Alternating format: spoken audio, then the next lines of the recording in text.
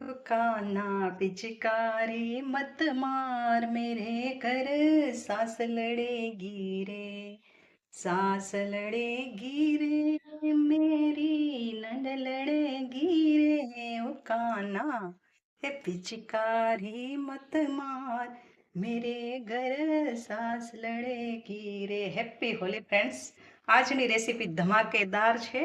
અને એ છે પાન ગુલકંદ લાડુ જે તમે પહેલી વાર જોશો અને ગમે તો વધુમાં વધુ શેર કરજો ચેનલ પર નવા હોય તો સબસ્ક્રાઇબ પણ કરી લેજો તો સ્વસ્થ રહો મસ્ત રહો અને તમને બધે હેપી હોલીની ખૂબ ખૂબ શુભકામના તો હું છું ઈના પટેલ તમે છો મારી ચેનલમાં અને મારી ચેનલમાં તમારું સ્વાગત છે ચાલો આપણે રેસીપીના મેઇન ઇન્ગ્રેડિયન્ટ્સ જોઈ લઈએ તો અહીંયા આપણે આ એકદમ ન્યૂ રેસીપી છે જે પાન ગુલકંદ લાડુ જે હોળી સ્પેશિયલ હું બનાવું છું અને આ લીધું છે આપણે દેશી કોકોનટ કોપરું મતલબ એકદમ સરસ જે સૂકું ડ્રાય કોપરું આવે છે એનું ખમણ લીધેલું છે અને બીજું ઇન્ગ્રેડિયન્ટ છે ગુલકંદ તો આ રીતે ગુલકંદ પણ જોશે અને ત્રીજું ઇન્ગ્રેડિયન્ટ છે કન્ટેન્ટ મિલ્ક તો આ પણ આની અંદર આપણે એડ કરશું આમાં આ જે લાડુ બનાવવાના છે ને એમાં નથી તો ખાંડ કે નથી તો ગોળ આ રેસીપીનું નામ છે પાન ગુલકંદ લાડુ નામ છે પાન જે આપણે મીઠું પાન ખાઈએ એ પાન અંદર આની અંદર એડ થાય છે આ રેસીપી ચાલો તો પહેલા તો આપણે બેક સાઈડ જઈએ અને પાન તોડી લઈએ પાનને ધોઈ સાફ કરી અને પછી હું તમને મળું છું તો ચાલો આપણે બેક સાઈડ જઈ અને જે પાન છે નાગરવેલના એ તોડી લઈએ અને તડકો પણ બહુ છે અને આ હિંચકા પર એક થાળીની અંદર મેં ગુલાબની પાંદડીઓ રાખી છે ડ્રાય થવા માટે કારણ કે ઘણી બધી રેસીપીના આનો પણ યુઝ થાય છે એટલા માટે સૂકવેલી છે અને હવે આપણે પાન તોડી લઈશું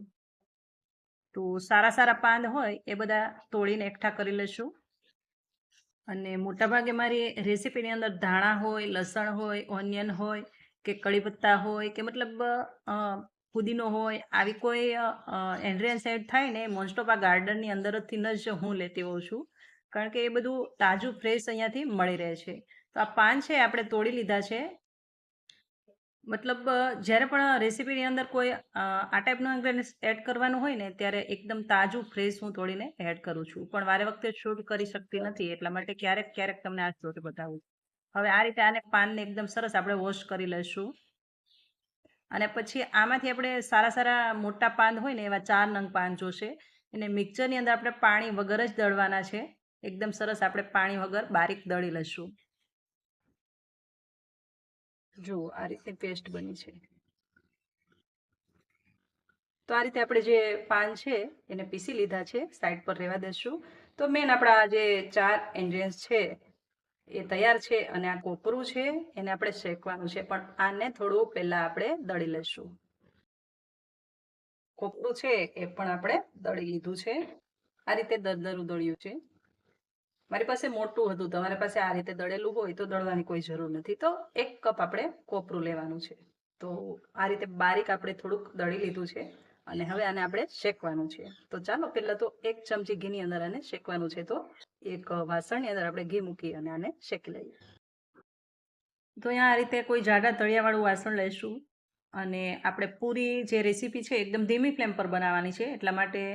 આવું વાસણ જોશે અને પછી 1 ચમચી અહીંયા ઘી મૂકી દઈશું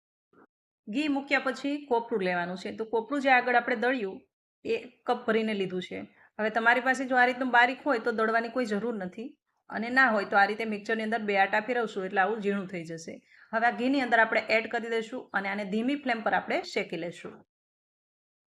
તો આ ટાઈમે ગેસની ફ્લેમ છે ને એકદમ ધીમી રાખજો કારણ કે આ જ કોપરું છે આ કોઈ હાર્ડ મેન્ટેનન્સ નથી એટલા માટે એકદમ ફટાફટ શેકાઈ જાય છે બિલકુલ વાર નથી લાગતી તો થોડી જ વારમાં એકાદ મિનિટમાં કોપરું છે એ શેકાઈ જતા વાર નહીં લાગે તો કોપરું છે ને એ લાઇટ બ્રાઉન થઈ ગયું છે મતલબ શેકાઈ ગયું છે અને સ્મેલ પણ આવે છે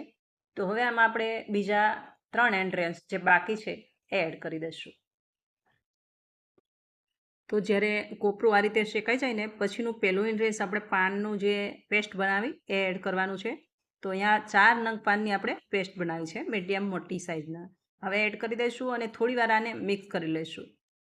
અને આ મિક્સ થઈ જાય ને ત્યાર પછી આપણે એડ કરવાનું છે ગુલકંદ મતલબ પાન એડ કર્યું ત્યાર પછી આપણે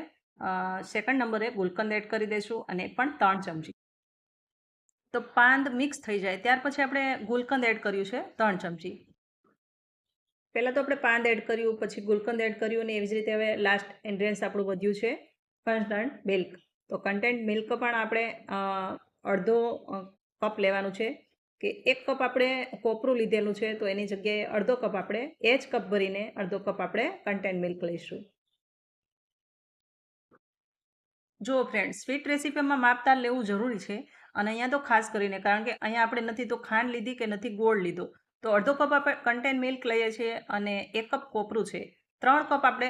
ગુલકંદ એડ કર્યું છે. એટલા માટે કે બધું બરાબરી રીતે માપતાલ લેશું ને તો કેવું થશે કે વધારે પડતું સ્વીટ નહીં બની જાય, મતલબ કે એકદમ આપણે ખાઈ શકીએ, એકદમ મજા આવે એવી આ રેસીપી બનશે. એટલા માટે તમને માપતાલ સાથે બતાવી છે. ઘણી બધી રેસીપી એવી હોય છે કે એમાં માપતાલ જોવું જરૂરી હોય છે. હવે હું ગેસને ચાલુ કરું છું. પહેલાં મેં બધું જ મિક્સ કરી દીધું છે, અને હવે હું આ ગેસની ફ્લેમ ધીમી કરી અને ચાલુ રાખું છું. એટલે ધીમી ફ્લેમ ચાલુ રાખું છું, અને ધીમી ફ્લેમ પર આને 7 મિનિટ માટે મેં આ રીતે થવા દઉં છું. અને હા, આ રેસીપીમાં છે ને એકદમ ધીમી ફ્લેમ પર જ આ પૂરી રેસીપી બનાવવાની છે. જે કોપરું આપણે ઘીમાં શેક્યું એ પણ એકદમ ધીમી ફ્લેમ પર, અને માત્ર 1.5 કે 2 મિનિટની અંદર જ કોપરું શેકાઈ જાય છે. તમારું વાસણ જો પતલું હોય તો 1 મિનિટનો પણ ટાઈમ લાગે છે, અને જાડું હોય તો 2 મિનિટ થાય છે. અને આ બધી જ પ્રોસેસ આપણે ધીમી ફ્લેમ પર કરવાની છે. હવે જો આ 7 મિનિટ પછી આ રીતનું ઘાટું થઈ ગયું છે. હવે આ જાડું મટીરિયલ આપણે બીજા એક વાસણમાં કાઢી લઈશું, અને પછી ઠંડુ થાય ને ત્યાર પછી જ એમાંથી આપણે લાડુ બનાવીશું. ફ્રેન્ડ્સ, જો તમે આ રેસીપી બનાવી નહીં હોય ને તો તમને ખાવામાં તો આવી જ હશે, કારણ કે મોટા મોટા જે મેરેજ ફંક્શન હોય છે એની અંદર આ રેસીપી અવશ્ય મૂકવામાં આવે છે ડીશની અંદર. અને બીજું કે ઘણા બધા એવા શુભ પ્રસંગમાં પણ આ રેસીપી આપણે ખાતા હોય છે, મતલબ ખાધી તો હશે જ. એટલે જો એકવાર બનાવશો તો તમને ખબર પડશે કે હા, આ રેસીપી કશે ખાધી છે, અને એકદમ સુપર ટેસ્ટી આ રેસીપી બને છે. તો આને છે ને હવે બરાબર આપણે પહેલાં ઠંડુ થવા દઈએ અને પછી લાડુ બનાવી લઈએ. બસ હવે આના લાડુ બનાવવા તો એકદમ આસાન છે. જે રીતે આપણે નોર્મલ લાડુ બનાવીએ એ જ રીતે આને હાથમાં લઈ અને હાથ વડે આપણે ગોલ ગોલ ઘુમાવીને લાડુ બનાવી લઈશું. તો હું અહીંયા નાના બનાવી રહી છું, તમે મોટા પણ બનાવી શકો. તો ચાલો આ રીતે આપણે બનાવી લઈએ. તો આ રેસીપીમાં એવું નથી કે ઠંડુ થઈ જાય ને પછી વળશે નહીં, એટલા માટે ઠંડુ થવા દેજો. આ થોડું ગરમ છે અને મારો હાથ પણ દાજે છે. હવે આ રેસીપીનું નામ પાન ગુલકંદ લાડુ છે, એટલે મેં લાડુ બનાવ્યા છે. તમે આનો રોલ પણ બનાવી શકો, અને ઘણા બધા ડ્રાયફ્રૂટ્સ અંદર એડ કરી શકો. ઉપરથી પિસ્તાનું કોટિંગ કરીને એકદમ સરસ એવો રોલ બનાવી શકો. એટલે રોલ પણ બનાવી શકો અને લાડુ પણ બનાવી શકો, ચોઈસ તમારી છે. તો ઘણી બધી ટિપ્સ આપી છે આ રેસીપીમાં, અંત સુધી જોઈ લેજો. તો એ જ રીતે આપણે બધા જ લાડુ પહેલાં તો બનાવી લઈએ અને ડ્રાયફ્રૂટથી સજાવી લઈએ. છે ને એકદમ જબરજસ્ત મીઠાઈ. આજે મેં વિચાર્યું જ હતું કે હોલીના ડે પર જ તમને આ રેસીપી આપી છે, એટલા માટે આજે મેં પાન ગુલકંદ લાડુની રેસીપી શેર કરી છે. તો તમને બધાને હેપી હોલી ફ્રેન્ડ્સ. કાના પિચકારી મત માર મેરે ઘર સાસ, હોલી રે રસિયા, હોલી રે રસિયા, આજ બરજ મેં હોલી રે રસિયા. Happy Holi friends. આજની રેસીપી એકદમ ધમાકેદાર છે, અને જે પાન ગુલકંદ લાડુ જે તમે પહેલી વાર જોશો, અને ગમે તો વધુમાં વધુ શેર કરી દેજો. ચેનલ પર નવા હોય તો સબસ્ક્રાઈબ પણ કરી દેજો. તો ફરી પાછા મળતા રહીશું આવી જ એક અવનવી રેસીપી સાથે. ત્યાં સુધી આવજો. Thank you for watching.